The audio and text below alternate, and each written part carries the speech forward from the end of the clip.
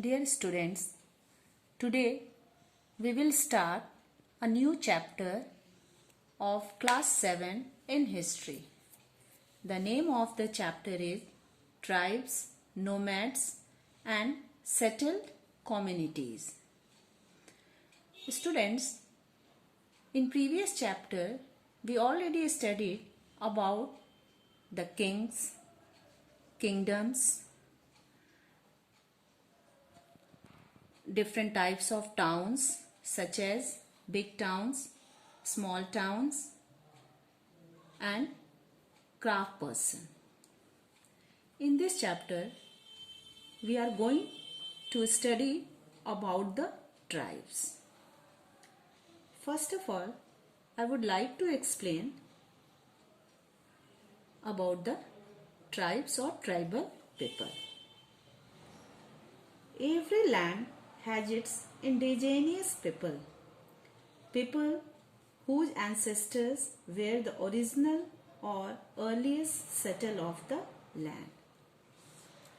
Tribal people's life is very different from ours.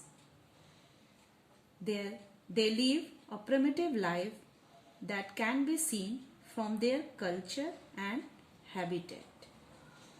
They have their own form of living, like they live in forest, hills, desert, eat raw food and wear plant leaves.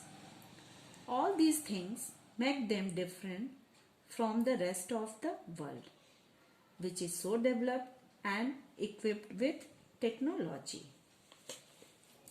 In India, we call our indigenous settlers Adivasi, meaning original inhabitant, and their communities as tribes.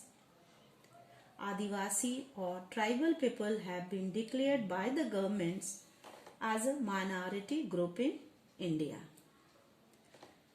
With the spread of the Vedic culture across the Indian subcontinent, society came to be divided into varnas or caste. The Adivasis were seen and treated as people outside the caste system. Though there was trade between the Adivasi and the non-tribal society, any form of social and cultural exchange was discouraged. For thousands of years, therefore, the Adivasi lived cut off from the rest of society.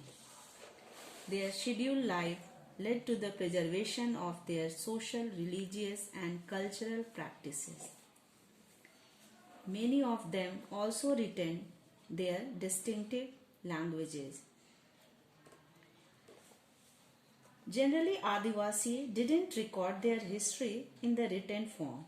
Instead, the tribal people had a rich oral tradition where stories and beliefs were handed down orally from generation to generation. With no written record, historians and scholars found it difficult to be certain about tribal origin. Nor did the tribes encourage outside to enter their communities. This, combined with the inaccessible nature of their habitation, made it difficult for scholars to approach them. It was only after some anthropologist means people who study human societies, lived among tribes for several years and understood their culture and customs, that historians could piece together their past. Thanks, students.